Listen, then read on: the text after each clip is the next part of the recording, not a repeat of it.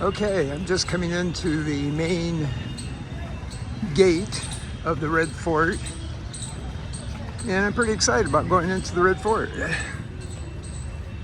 And I have to go get my ticket, so I'm going to do that right now.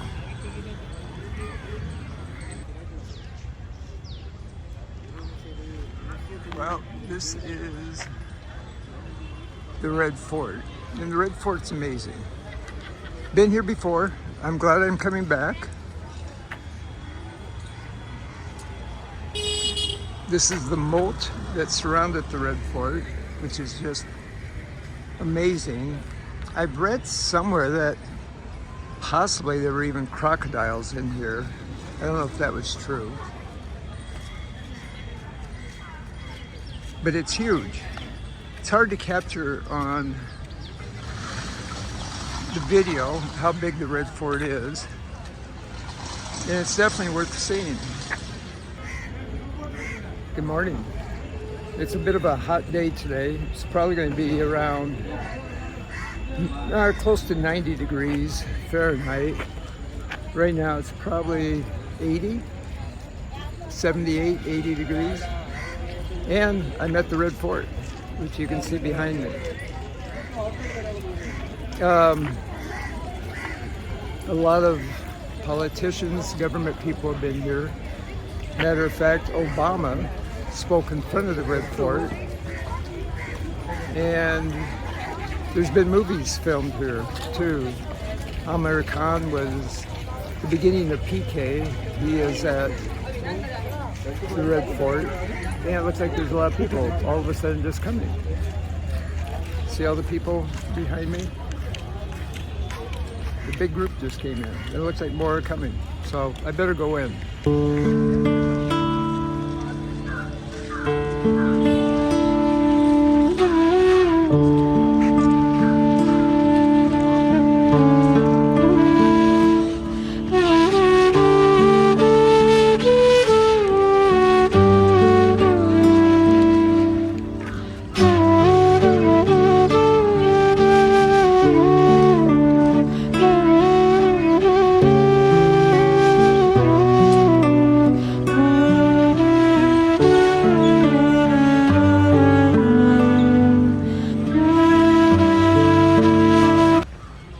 Well, if you do ever come to Delhi, if you're watching this and you haven't been here, but you plan on a trip, spend a day or a half day at the Red Fort before you go down to Agra to see the Taj Mahal. It's definitely worth it.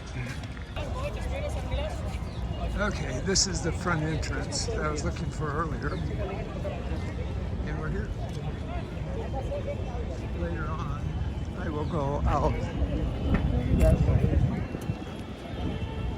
to Chambe Chowk. So far, no one's really bothered me. What I mean bothered me, any what you would call touts, other people wanting to give me a tour of the Red Fort, which I don't want and most likely don't need. I know that some of it would be good history, but I've read a number of books by William Dalrymple and other people about the Red Fort and who built it, when it was at its glory days, etc. So this is okay. Anyway, now I go down to the ticket area again to go in. Okay. The closer I get, the more excited I get about coming in and seeing the Red Fort. It blew me away when I first saw the Red Fort many years ago, over a decade ago. And you can probably tell by the architecture, the domes, a little bit, that it was built by Muslims. And this is most likely where the Muslim population had their strongest hold over what was India, when it included Pakistan, Bangladesh, and many decades ago. And I recommend reading books on the history of the Red Fort. It's just fascinating. The Muslims lost their complete power here in 1857, and after that it was ruled by the British. The Hindus controlled the southern part of India and the middle part. This was controlled by Muslims for a long time, even though there were Muslims and Hindus living together. I don't know the names of all the gates, but the gates have special names.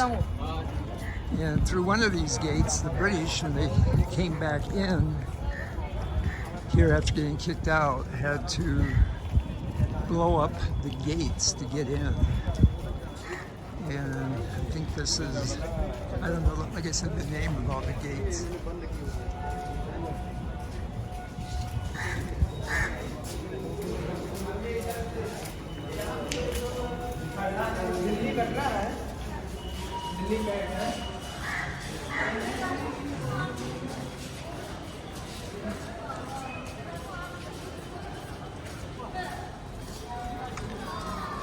They certainly did not make it easy to get in to the fort. But yeah, looking at the history of some of this, if you're a big fan of Game of Thrones, which I know a lot of my friends are, and relatives, you should definitely come and see the Red Fort. It's fantastic.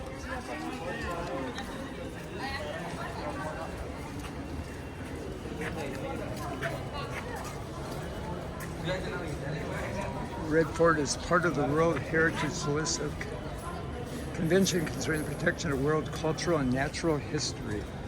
Just incredible.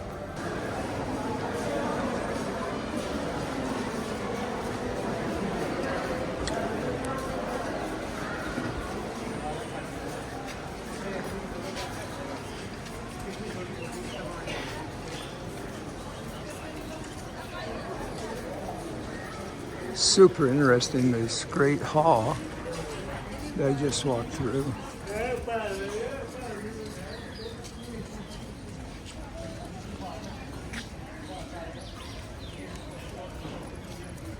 Next, I will be going to Chande Chowk, which means covered bazaar, and I'll be walking through it. Oh, here's the name of one gate, walking through the Lahore Gate. And the builder of the Red Fort was Shah Jahan.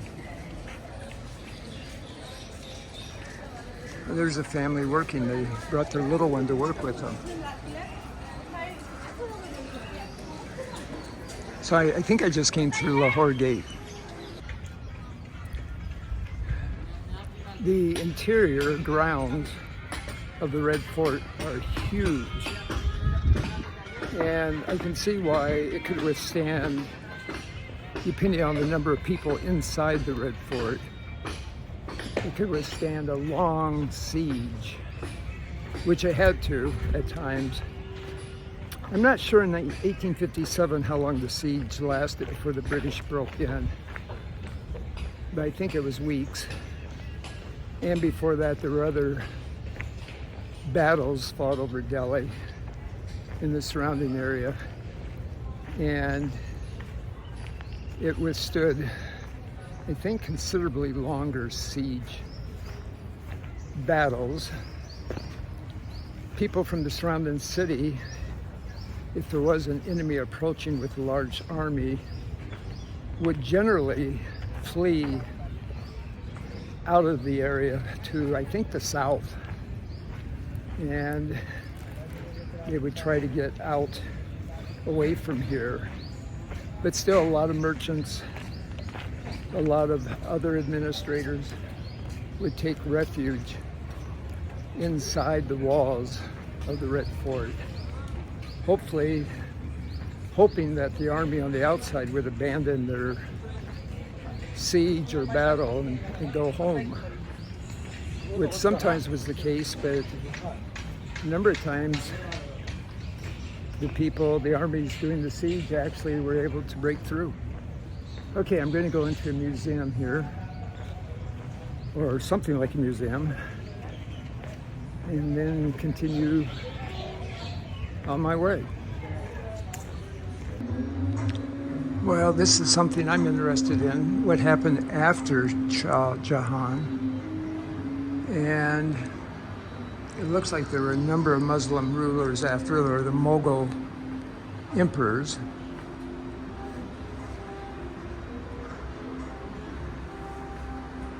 The Mughal Empire began with Bahar after the defeat of the Lodis in the First Battle of Panipat.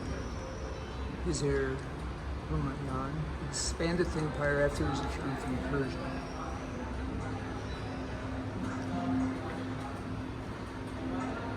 Okay, so there were a number of Mughal heirs after Shah Jahan.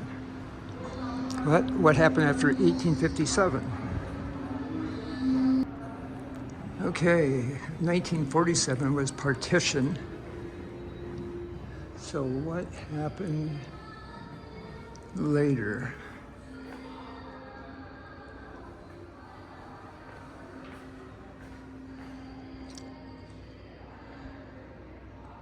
Okay, there was still a lot going on up to 1857. A lot of changes in rulers. But here we go. 1858. The British systematically plundered valuables from the fort's palaces. More than 2/3 of the fort's inner structures are destroyed over the next year. 1857 to 1858, the palace is converted into quarters for the British garrison, and barracks are built with materials from the demolition of the fort's original structure. This all happened because in 1857, there was the Indian Rebellion, or as some people say, the First War of Independence. And from then on, the British took over. Yep, it says here, the First War of Independence, 1857. So they have changed a little bit of the wording of history, which is fine.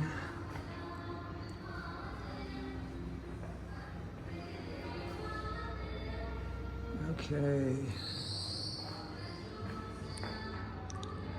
The first Prime Minister of independent India hoisted the India tricolors on the ramparts of the Red Fort at Lahore Gate, August 16.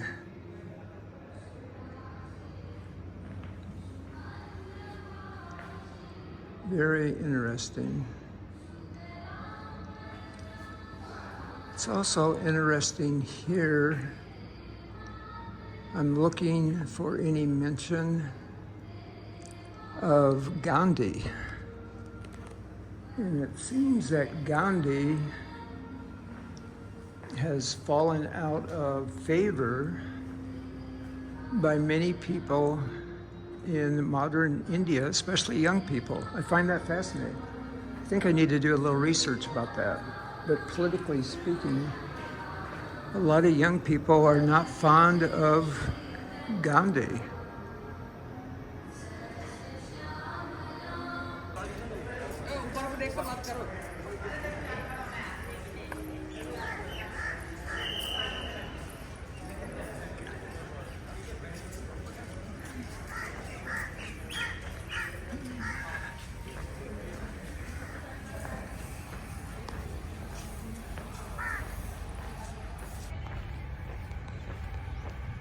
Well, I'm headed down this walkway that I hope takes me to the Yamuna River, because the other two times I've been to the Red Fort, I haven't seen the river.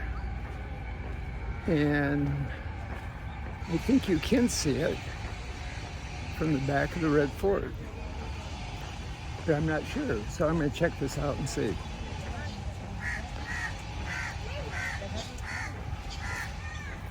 Turned out to be quite a beautiful day, rather warm. which I was hoping I could avoid mosquito bites when I'm in the plains, when I'm in Delhi. The chances or risk of getting dengue fever or malaria or any other host of mosquito-borne diseases are much higher in the plains. So hopefully I'm okay. Well, I was wrong. You can't see the river behind on the backside of the Red Fort. And there's no walls back here, which surprised me too. So that means there was only walls on the front and the sides. Apparently the walls don't go all the way around the Red Fort. I think, because I could even see a roadway back on this side. But I might be on the wrong side too. But I'm seeing a lot more and understanding a lot more than I did the first time I was here in 2014. It's all very fascinating. I also find some of the information given at the museum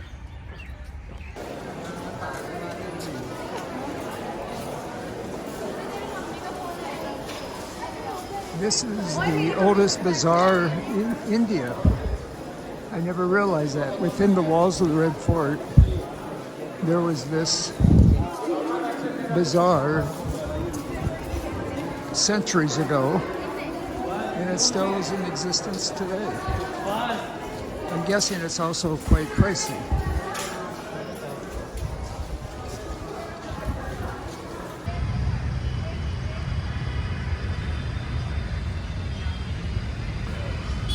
Okay, Mahatma Gandhi, 1869 to 1948. Gandhi, known as Mahat or Great Soul Gandhi, was born in Porbandar, Gujarat on October 2nd, 1869 and martyred in Delhi on January 30th, 1948. After initial education in India, he studied bar at law in England. He went to South Africa in 1893 and spent more than 20 years fighting for the rights of Indians against unjust laws. Through a mythology, he successfully continued upon returning to India in 1915 till attainment of freedom on August 15, 1947. I've been a big fan of Gandhi all of my life. And of course, Ben Kingsley. I've been a big fan of Ben Kingsley too. I know he's not Gandhi, but I will continue walking. Well, they take their security seriously. So I just went through security. And now I'm going to continue on. This park is beautiful and it is clean. But anyway, I know I talked about it a little bit earlier. Not quite sure what's going on with history in different places. And when you look at your lifespan and realize how short it is and what maybe changes over 10 to 15, 20 years in perspective, I'm not sure how much that means. I do feel that in the United States right now, without getting political or too political, social, there's a lot of events happening that is not correct on many levels. And we've honored the wrong people in the past. And maybe we can change things. But I wonder if that's happening here in India in a way that, I don't know, I feel a little uncomfortable with. But I've always been uncomfortable with nationalism, extreme patriotism, and I always thought Gandhi did something incredibly right, and that's why Martin Luther King copied his peaceful nonviolence for the civil rights movement in the U.S. Anyway, it's all pretty fascinating. It looks like I'm going to have to take my shoes off up here.